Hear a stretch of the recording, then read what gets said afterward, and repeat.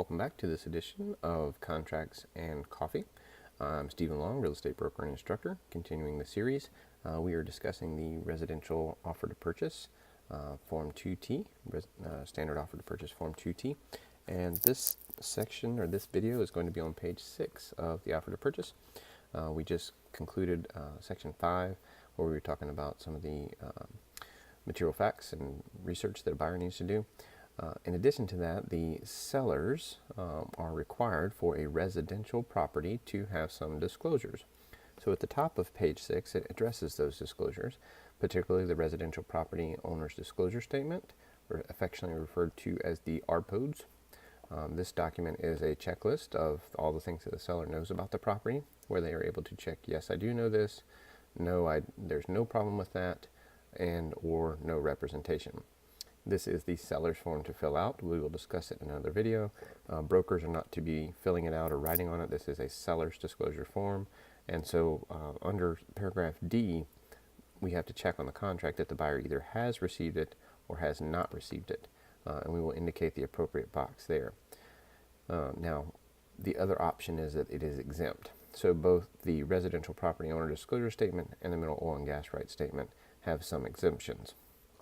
Typically, the exempted categories are things like foreclosures, non-arm's length transactions, so spouse to spouse, divorces, family members, just not true market sales, lease purchases, because really it's just a lease until it purchases, so it's exempt, and then so for new construction as well, because the house has never been lived in.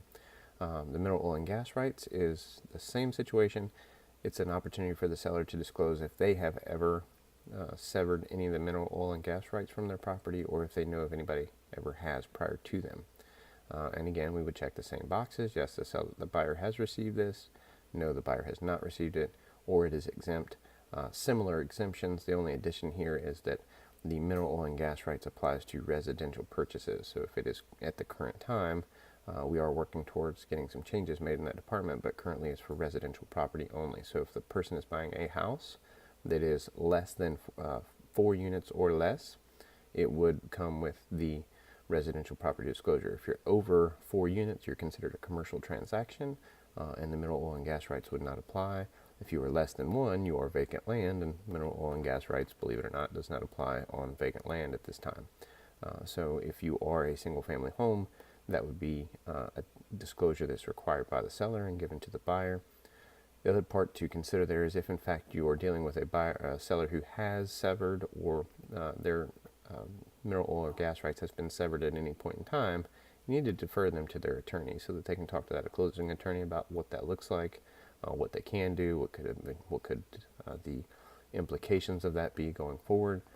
And so that's a time that if you see that, this is just a mark that they have it, but if you see that on the form, you need to tell them to go talk to their attorney, and that's actually indicated now for the purchase in another box. It says, hey, if that's flag, you should probably consult with the attorney on this one to make sure.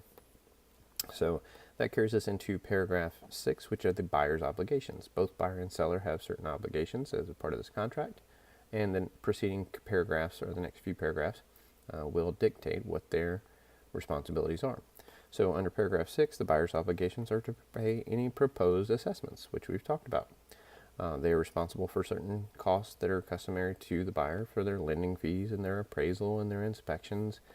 So there's a lot of things there. Their title search, the recording of the new deed.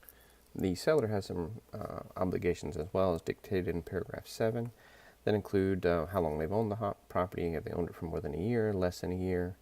This disclosure came about largely due to flips. Did you buy this house to flip, or have you been there for a while? How much history do you know about it? So that's just a disclosure from the seller. They're going to cooperate with the showings and inspections. They're going to disclose about lead-based paint if that's necessary, and we actually have it built in. It was built prior to 78, and the rule there is prior to 1978. If the house was built in 1978, you don't actually have to do the lead-based paint disclosure. It doesn't say you can't do it on every transaction, but the law dictates prior to 78, and personally I do it if it is in 78. And then it goes over the assessments and talks about that there are or are not any proposed or confirmed assessments as we conclude or continue the seller representations that carries over to page 7. So that's all for this video today. We will continue to page 7 of the contract.